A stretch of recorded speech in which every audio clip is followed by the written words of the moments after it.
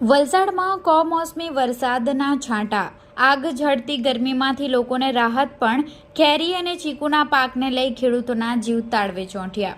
વલસાડ જિલ્લામાં વહેલી સવારથી વાતાવરણમાં નોંધપાત્ર પલટો આવ્યો છે। જિલ્લામાં વાદળછાયું વાતાવરણ સાથે અંધારપટ જેવો માહોલ સર્જાયો। વલસાડ શહેરના અનેક વિસ્તારમાં વરસાદી છાંટા પડ્યા છે। આના કારણે રસ્તાઓ ભીના થયા અને વાતાવરણમાં ઠંડક પ્રસરી।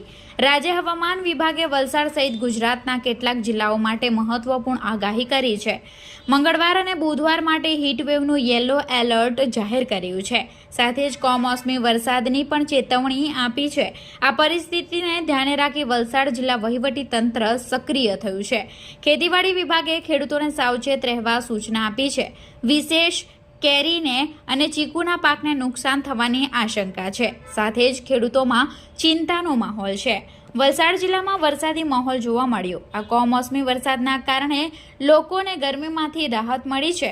જો કે ખેતી ક્ષેત્રે નુકસાનની સંભાવના હોવાથી વહીવટી તંત્ર સતર્ક છે અને પરિસ્થિતિ પર નજર રાખી રહ્યું છે।